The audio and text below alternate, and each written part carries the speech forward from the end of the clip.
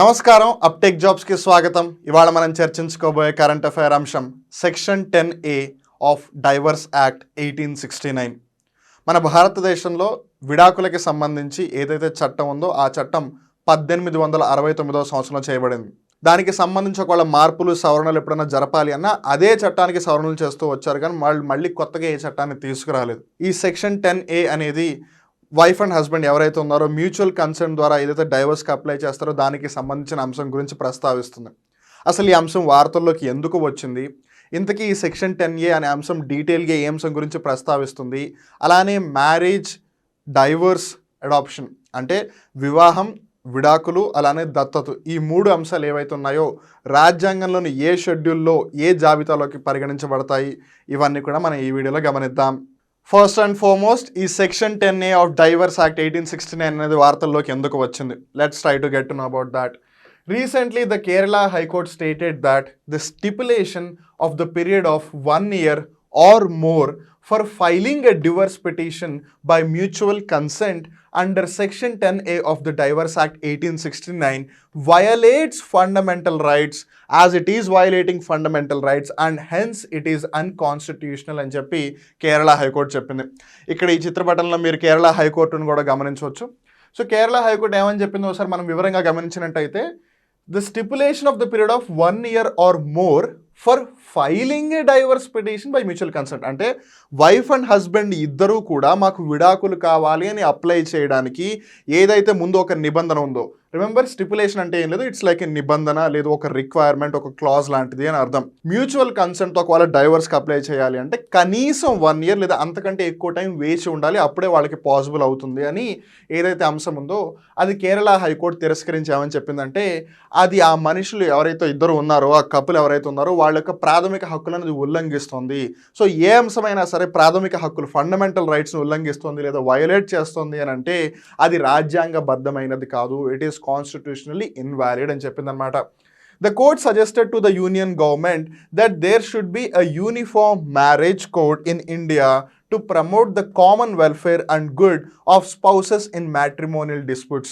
Disputes అంటే గొడవలు, matrimonial disputes అంటే మ్యారేజ్ తర్వాత ఏవైతే ఇష్యూస్ వస్తో దానికి సంబంధించి. ఇప్పుడు మీరు అనొచ్చు మాస్టారు స్పౌసెస్ అంటే ఏంటి అని. కొన్నిసార్లు మీరు మ్యారేజ్ లేదా ఏదైనా అంశాలకి సంబంధించి గమనిస్తే వైఫ్ అండ్ హస్బెండ్ అని మెన్షన్ చేయకుండా స్పౌస్ అని మెన్షన్ చేస్తారు. స్పౌస్ అంటే మీ జీవిత భాగస్వామి లేదా భార్య లేదా భర్త. ఒకవేళ మీ వైఫ్ని మీ స్పౌస్ అని అడుగుతున్నారు అనుకోండి, హస్బెండ్ గురించి అడుగుతున్నట్టు. ఒకవేళ హస్బెండ్ని స్పౌస్ అని అడుగుతున్నారు అనుకోండి, వైఫ్ గురించి అడుగుతున్నట్టు. జాగ్రత్తగా గుర్తుపెట్టుకోండి. సో ఈ కోర్టు కేవలం ఇది ఫండమెంటల్ రైట్స్ని వైలేట్ చేస్తుంది, హెన్స్ ఇట్ ఈస్ అన్కాన్స్టిట్యూషనల్ అని చెప్పడమే కాకుండా యూనియన్ గవర్నమెంట్కి సజెషన్ కూడా ఇచ్చింది. ఏమని? ఈ మ్యారేజ్ అనే అంశం ఏదైతే ఉందో దానికి మీరు ఒక యూనిఫామ్ చట్టాన్ని తీసుకురండి భారతదేశం అంతటా కూడా అని. మీరు అనొచ్చు కేరళ రాష్ట్ర ప్రభుత్వాన్ని ఎందుకు అనలేదు అని. బికాస్ ఈ మ్యారేజ్, డైవర్స్, దత్తత లేదా అడాప్షన్ ఏవైతే ఉన్నాయో, వివాహం, విడాకులు, ఈ అంశాలు భారత రాజ్యాంగంలోని 7వ షెడ్యూల్లోని ఉమ్మడి జాబితాలో ఉన్నాయి, అంటే కాంకరెంట్ లిస్ట్లో ఉన్నాయి. సో ఏదైనా అంశం కేంద్ర జాబితా యూనియన్ లిస్ట్లో ఉంటే దానికి సంబంధించిన చట్టం కేవలం పార్లమెంట్ మట్టుకే చేయగలదు, considering India as a whole. ఒకవేళ దాని అంశం స్టేట్ లిస్ట్, రాష్ట్ర జాబితాలో ఉంటే అప్పుడు దానికి సంబంధించి రాష్ట్రాలు వాళ్ళ సినారియోస్ని కన్సిడర్ చేసి చట్టాలను తయారు చేయొచ్చు. కానీ కాంకరెంట్ లిస్ట్లో ఉమ్మడి జాబితాలో ఉంటే దాని అర్థం ఏంటి? రాష్ట్రాలు వాటికి సంబంధించి చట్టాలు చేయొచ్చు, అలానే కేంద్ర ప్రభుత్వం కూడా చట్టాలు చేయొచ్చు. ఇక్కడ భారతదేశం మొత్తం కూడా ఒకే యూనిఫామ్ కోడ్ ఉండే విధంగా ఒక కోడ్ని తీసుకురండి లేదా ఒక చట్టాన్ని తీసుకురండి అని చెప్తోంది. సో ఇప్పుడు స్టేట్ అనుకోండి, ఆబ్వియస్లీ ఆ ఒక్క స్టేట్ని కన్సిడర్ చేస్తుంది. ఇప్పుడు కేరళ అనేది కేరళ రాష్ట్రాన్ని దృష్టిలో పెట్టుకుని మటుగా చట్టాలు చేస్తుంది, కానీ మహారాష్ట్రని, తమిళనాడుని, ఆంధ్రప్రదేశ్ని, తెలంగాణని ఇలా అన్ని రాష్ట్రాలని కన్సిడర్ చేయదు. But whereas when we talk about India, అన్ని డైవర్సిటీస్ని దృష్టిలో పెట్టుకోవాలి, అన్ని ఇష్యూస్ని దృష్టిలో పెట్టుకోవాలి, దానికి సంబంధించి ఒక చట్టాన్ని తీసుకురావాలి. And hence Kerala high court had suggested union government, కేంద్ర ప్రభుత్వానికి సూచన ఇచ్చింది, మీరు ఈ విధంగా ఒక చట్టాన్ని తీసుకురండి సో దట్ ఈ విడాకులు అనే అంశం ఏదైతే ఉందో అది ఈజీగా సాల్వ్ అయ్యే అవకాశం ఉంటుంది. లేదా ప్రస్తుతం ఏవైతే ఈ సెక్షన్స్ ఉన్నాయో ఈ డైవర్స్ యాక్ట్ 1869లో అవన్నీ కూడా ప్రాథమిక హక్కులను ఉల్లంఘిస్తున్నాయి, హెన్స్ ఇట్ ఈస్ అన్కాన్స్టిట్యూషనల్ అని. సో హైకోర్టు ఆ అంశాన్ని తిరస్కరించింది, ఫండమెంటల్ రైట్స్ని వైలేట్ చేస్తుంది కాబట్టి ఈ సెక్షన్ 10 తొందరగా చేంజ్ చేయాలని అయితే చెప్పింది. అలా చెప్పడానికి గల కారణాలు ఏంటి అని గమనిద్దాం. Why did the court strike down Section 10A of the Indian Divorce Act 1869? The Section 10A is discriminatory because of the reason that different communities in equal circumstances are given different treatments. Obviously, ఇప్పుడు equal circumstances అంటే ఏంటి? ఇద్దరు సమానమైన పరిస్థితుల్లో same సినారియోలో ఉన్నారు అని అర్థం. మన ఇండియన్ కాన్స్టిట్యూషన్ ఏమని చెప్తుంది? చట్టం ముందు అందరూ సమానమనే చెప్తుందా? మరి సేమ్ సర్కమ్స్టాన్స్లో ఉన్నప్పుడు డిఫరెంట్ కమ్యూనిటీస్కి డిఫరెంట్ ట్రీట్మెంట్ ఎందుకు ఇస్తోంది? అందరినీ ఒకటేలా చూడాలి కదా. సో ఆ విధంగా చూసినప్పుడు అది డిస్క్రిమినేటరీ అవుతుంది కదా. అలా ఎవరు చూస్తున్నారు? ఈ సెక్షన్ 10A చూస్తుంది, considering the divorce issue. The legislature cannot take away liberty without adequately safeguarding the interest of the individuals whose interest to seek remedy are affected, even if such legislation intends to achieve laudable objectives. అంటే ఆ divorce act అనేది అసలు బేసిక్గా first ప్లేస్లో ఎందుకుంది? ఎవరైతే ఒక marital రిలేషన్షిప్లో ఉండి కూడా వాళ్ళు హ్యాపీగా లేరో, వాళ్ళ రిలేషన్షిప్ని ముందుకు తీసుకెళ్ళలేకపోతున్నారో, వాళ్ళ భార్యాభర్తల సంబంధం ఏదైతుందో అది సజావుగా లేదు అని వాళ్ళు భావిస్తున్నారో, మేము ఇలా కొట్టుకుంటూ ఉండే కన్నా బెటర్ మేము విడిపోయి సెపరేట్గా ఆనందంగా ఉంటాము అని అనుకుంటే, మీ ఫండమెంటల్ రైట్ ప్రకారం లేదా మీ హ్యూమన్ రైట్ ప్రకారం మేము దాన్ని గౌరవిస్తాము, అందుకని మీరు కావాలనుకుంటే డైవర్స్ తీసుకోవచ్చు అని డైవర్స్ యాక్ట్ అనేది ఫస్ట్ ప్లేస్లో ఉంది. కానీ ఈ డైవర్స్ యాక్ట్లో ఆ సెక్షన్ 10A ఏదైతే ఉందో, ఈక్వల్ సర్కమ్స్టాన్సెస్లో ఉన్నా సరే మీరు ఒకవేళ డిఫరెంట్ కమ్యూనిటీస్ అంటే హిందూ అని, పార్సీ అని, ముస్లిం అని ఇలా డిఫరెంట్ కమ్యూనిటీస్కి బిలాంగ్ అయితే మీకు ఇచ్చే ట్రీట్మెంట్ కూడా మారిపోతుంది. అంటే ఆబ్వియస్లీగా అది సెక్యులరిజం కాదు కదా, because India believes in secular treatment. అంటే మీరు ఏ కమ్యూనిటీ నుంచి బిలాంగ్ అయినా సరే మిమ్మల్ని అందరినీ కూడా ఒకటిలా ట్రీట్ చేస్తారు. బట్ ఆ విధంగా చూసినట్టయితే మరి ఇది డిస్క్రిమినేటరీ కదా. అందుకే it is going against the fundamental rights, it is violating fundamental rights and hence it is unconstitutional అని చెప్పింది Kerala high court. The right to a judicial remedy curtailed by statutory provisions which is a violative of a fundamental right. The right to life encompasses judicial remedy as well. The right to judicial remedy అంటే ఏంటి?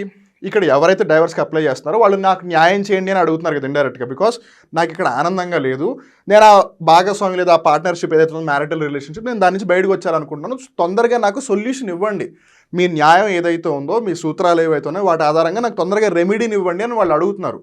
And ఈ right to judicial remedy అనేది fundamental రైట్స్లో ఒక భాగం. And that to స్పెసిఫిక్గా article 21 right to life ఏదైతే ఉందో దాంట్లో ఉన్న ఒక అంతర్లీనమైన భాగం అనమాట. How can you take away that? అందుకని ఒక పర్సన్ డైవర్స్కి అప్లై చేసినప్పుడు తొందరగా డైవర్స్ ఇచ్చే విధంగా ఉండాలి. అంతేగాని మీరు కనీసం ఇన్ని సంవత్సరాలు వెయిట్ చేసి తర్వాత మీరు డైవర్స్కి అప్లై చేయొచ్చు అంటే what sort of sense does that make అని చెప్పి కేరళ హైకోర్టు చెప్పింది. సో ఇప్పుడు వచ్చే క్వశ్చన్ ఏంటంటే అసలు సెక్షన్ 10A ఎందుకు అంత డిస్క్రిమినేటరీగా ఉంది, లేదు దానికి ఆధారం ఏంటి? What is the source of section 10A of the Indian divorce act 1869? The 1-year period is stipulated in Section 28 Clause 1 of the Special Marriage Act, Section 13B Clause 1 of the Hindu Marriage Act, and Section 32B Clause 1 of the Parsi Marriage and Divorce Act. ఈ విధంగా ఒక్కొక్క కమ్యూనిటీకి సంబంధించి ఒక్కొక్క marriage act ఉంది. అలానే వీటన్నిటిని ఆధారంగా చేసుకుని ఈ సెక్షన్ 10A వచ్చింది అని తెలుస్తుంది మనకి. సో మనం ఇందాక తెలుసుకున్నాం కదా, ఈక్వల్ సర్కమ్స్టాన్సెస్లో కూడా బేసిక్గా ఏంటి, ఇన్ ఎనీ విచ్ వే ఆ కపుల్ ఎవరైతే ఉన్నారో వాళ్ళు డైవర్స్ తీసుకోవాలనుకుంటున్నారు, అండ్ దట్టు మ్యూచువల్లీ ఇద్దరికీ సమ్మతమే అది. అలాంటి పరిస్థితులలో కూడా because they belong to different communities వాళ్ళకి విడాకులు అనేది తీసుకోవాలి, లేదు పిటిషన్ అనేది ఫైల్ చేయాలంటే కనీసం ఇంత టైం వెయిట్ చేయాలని తెలుస్తుంది. Earlier, the Section 10A of the Indian Divorce Act mandated a 2 years waiting period for the application of divorce. ఇప్పుడు ఇంకా అది 1 సంవత్సరం లేదా అంతకన్నా ఎక్కువ అన్నట్టుంది. ఒకప్పుడు అయితే అది మినిమం 2 years అని ఉండేది. అంటే మీకు ఒకవేళ ఇప్పుడు పెళ్ళైంది అనుకోండి, పెళ్ళైన తర్వాత కనీసం మీరు 2 ఏళ్ళు అయిన తర్వాత కానీ డైవర్స్కి సంబంధించి ఒక పిటిషన్ని ఫైల్ చేయలేరు. It's not about just getting the divorce. మాకు డైవర్స్ కావాలి అని కోర్టులో పిటిషన్ వేయడానికి 2 సంవత్సరాలు కావాలంట ఒకప్పుడు. ఇంకా ఆ లెక్కన వాళ్ళ right to life constitutional fundamental right ఏదైతే ఉందో అది ఎక్కడ రెస్పెక్ట్ చేస్తున్నారు? రైట్ టు జ్యుడిషియల్ రెమెడీ, నాకు తొందరగా న్యాయం చేయండి అనే అంశం ఎక్కడ ఇస్తారు? బికాస్ మీరు 2 ఏళ్ళు వెయిట్ చేయండి అని ఏ న్యాయం చెప్తుంది? ఇన్ఫ్యాక్ట్ ఇదే అంశానికి సంబంధించి ఇంతకుముందు కేరళ హైకోర్టు ఆల్రెడీ ఒక జడ్జ్మెంట్ ఇచ్చింది.